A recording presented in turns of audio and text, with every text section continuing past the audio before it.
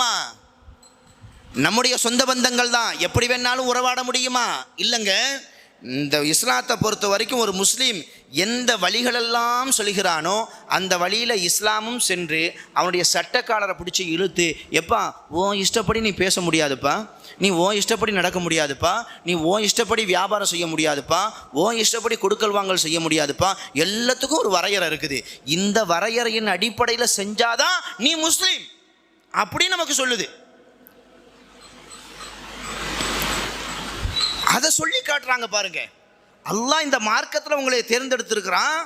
முஸ்லிம்களாகவே தவிர நீங்கள் மரணித்து விடாதீர்கள். முஸ்லீமா இல்லாமல் நம்ம மரணிச்சுட்டோம், அல்லாஹ் நம்மை பாதுகாக்க வேண்டும். அந்த நஷ்டத்தை எதை கொண்டும் ஈடுபடுத்தவே முடியாது, ஈடுகட்டவே முடியாது. இப்போ நான் உங்ககிட்ட கேட்குறேன், ஒரு மனிதர் ஒரு முஸ்லீமா மரணிக்கணும்னா அதுக்கு பல வழிகள் உண்டு. அதற்கு ரொம்ப முக்கியமான வழியாக எதை நம்ம சொல்லலாம்? எதை சொல்லலாம்? நான் மரணிக்கும் பொழுது ஒரு முஸ்லீமாக மரணிக்கணும் அப்படின்னா குர்ஆன் சொல்லலாம் இந்த அடிப்படையில் இருக்க சொல்லுது, இந்த மாதிரி செய்ய சொல்லுது, இந்த மாதிரி இருந்தால் முஸ்லீமாக கண்டிப்பாக மரணிப்பதற்கு வாய்ப்பு இருக்குது அப்படின்னு நம்ம சொல்கிறோம் தான். நம்ம எதை சொல்லலாம்? என்ன மாதிரி விஷயத்தை செஞ்சால் நமக்கு அந்த மாதிரி மரணம் வரும்?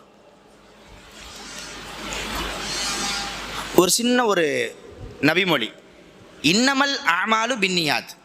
நம்முடைய எண்ணங்களை பொறுத்து தான் நம்முடைய செயல்பாடுகள் எல்லாமே அமையும். அப்படித்தானே? நம்ம என்ன நினைக்கிறோமோ அதுதான் நம்முடைய செயல்பாட்டில் விளையும்.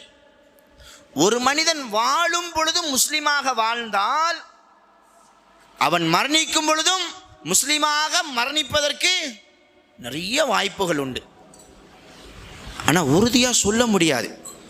அதனால தான் ரப்புல் ஆலமீன் பிரார்த்தனை செய்ய சொல்கிறான், ரப்பனா லா துஸிய குலூபனா பஅத இத ஹதைத்தனா வ ஹப் லனா மின் லதுன்க ரஹ்மா.